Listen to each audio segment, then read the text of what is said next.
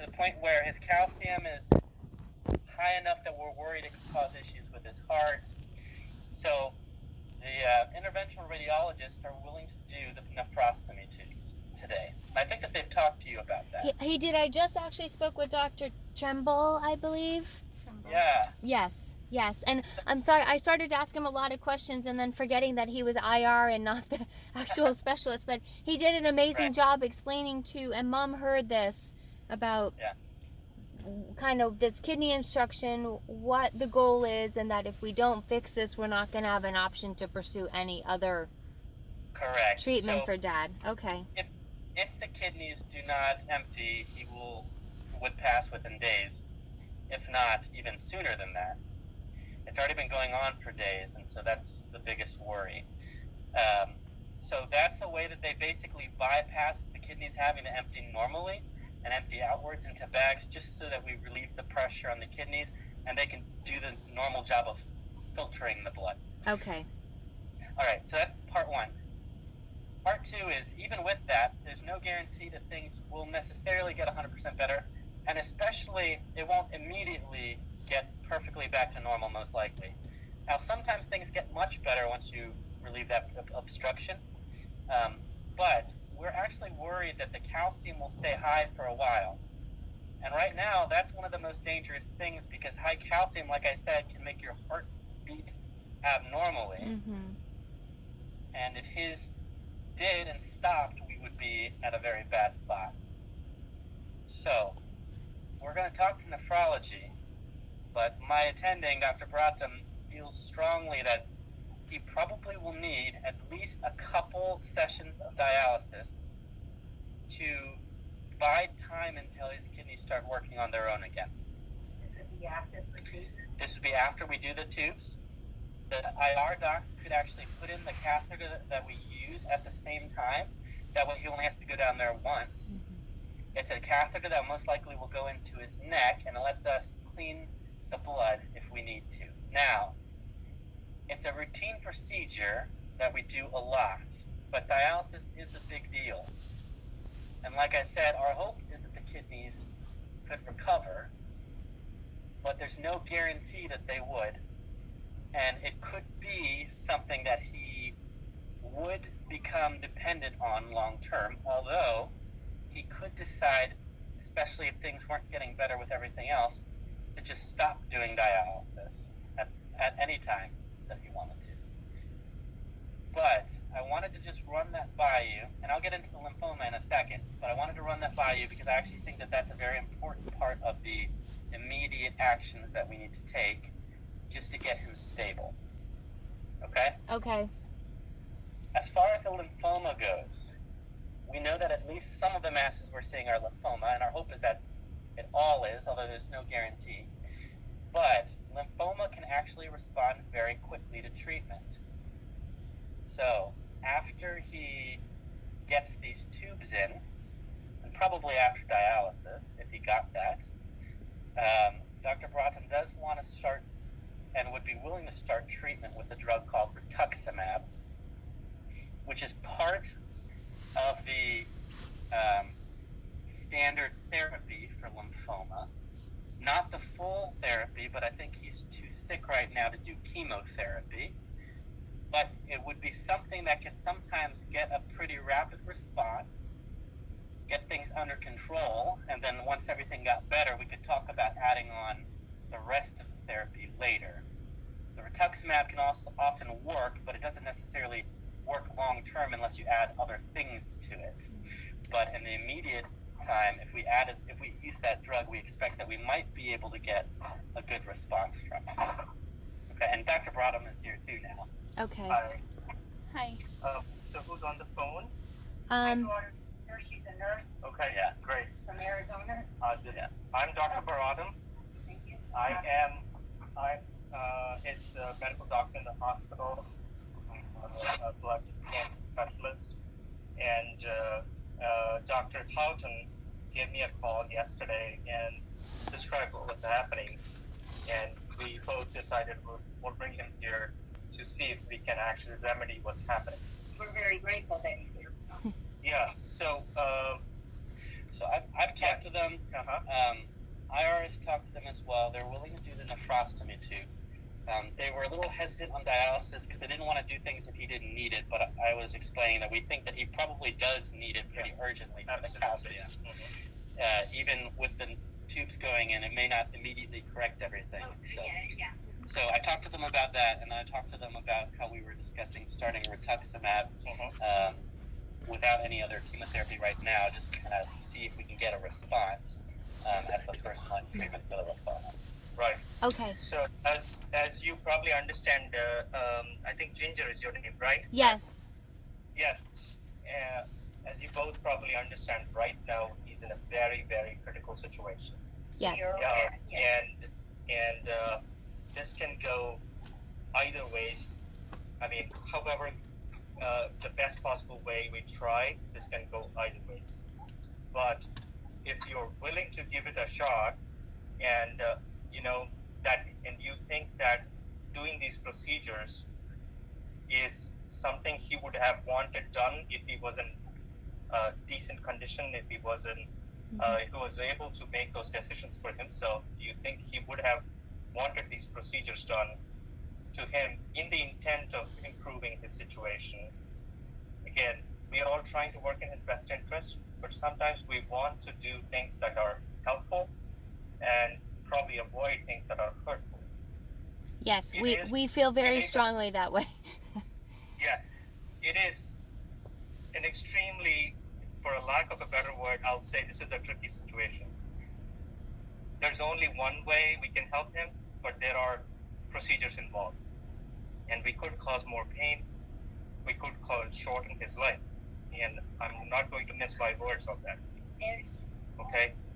But if we can get his situation under control, especially his mental status, especially all the toxins have accumulated in his body because of his kidney shutting down. If we can get some of these toxins out, treating the lymphoma there are several ways to do it, but there is a fairly mild drug that we have available that can have a rather quick response. Okay, and we can add on chemotherapy to that later. So, to be honest, I would say the next 24 hours are extremely critical. If we can and the only way we can get him out of this is probably by doing dialysis. This 24 hours is highly dependent on dialysis. It's not dependent on the lymphoma. It's not dependent on anything else. So if we can get him to dialysis within this 24 hours in a safe way, I think we can talk about next phase. Okay? Okay. The treatment of lymphoma is definitely not our first concern.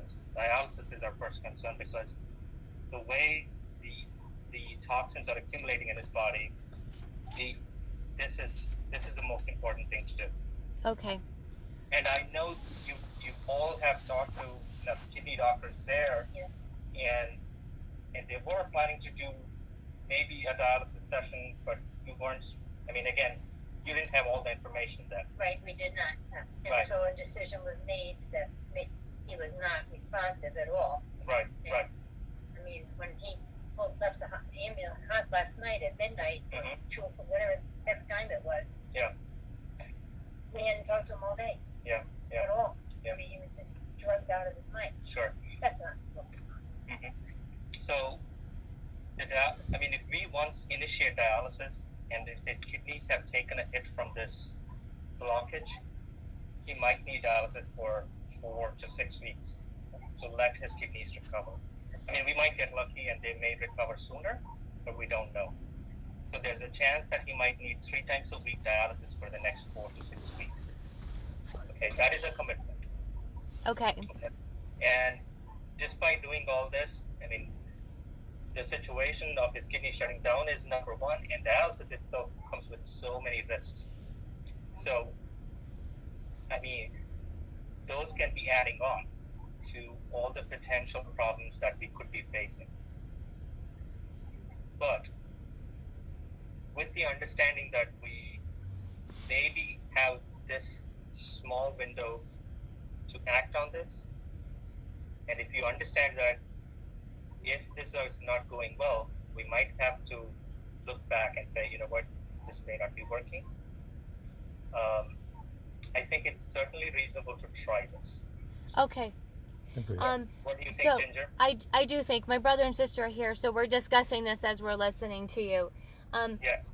We you know, the options that you have presented, they certainly talked to us back at the other hospital, but because we were looking at what they presumed was soft tissue metastatic cancer and all these Correct. things, we didn't feel like it was worth putting Dad through this event. Then when Dr. Houghton and they discovered that it was lymphoma, which was a far more treatable and potentially, you know, improve a Yes. quality of life, they also advocated that it was worth taking this risk to come here and treat that. And so we know that my dad would not want a lifetime of, you know, advanced medical care, but we do Yes. feel strongly that if we work really hard in this next 24 hours and take this window of opportunity, as you say, and take these risks to get a greater outcome, we're willing to pursue that and agree with Mom to consent to the dialysis and the nephrostomy tubes, just knowing, and we would count on all of you to be honest with us, if it's not going to work and you don't see a benefit, you know, as the next couple of days go through, that then we just decide to stop everything and then pursue the hospice thing, which was where we were at 24 hours ago. Yes. You know, my mom has a copy of Dad's living will with her, and Okay. my sister has power of attorney after my mom, you know, so we understand where Dad's at. He can't speak for himself.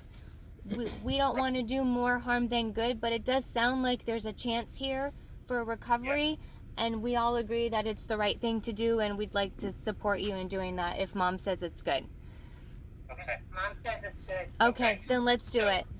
Yeah. So that's great. I'm glad that you are able to articulate all this to your family members, and I'm glad that we are all on board. But again, this is extremely critical, and things can change by the hour. Yeah. And I'll let you know that if we can even proceed to do these things, then that's great. But if there are roadblocks rising out of this, I do think we will have to talk again. Okay, Okay. This is not over yet. I understand. We understand. And we might decide to go in one path right now, but that could change in 1 hour. Yes, I understand. Yes. So with that understanding, we're all willing to give it a shot. Okay. Okay, Yes. We are. okay, Absolutely. Great. that's Okay, good. great. Okay, So we're gonna work on the background, try to get these things set up. And I mean, like I said, he needs dialysis like right now. okay. I am. So would you Okay. do the dialysis before the nephrostomy tubes? No, they won't, because we need a catheter put in, and that will all happen at the same Oh time. yes, okay, correct. Okay, Hopefully. And we can get to dialysis soon enough. okay, Okay. okay. All right. Is it alright if I go down and wait with them downstairs? Because they're from Connecticut, Arizona, and California. Yeah. They all flew in because we were in. Yes. Okay. Absolutely.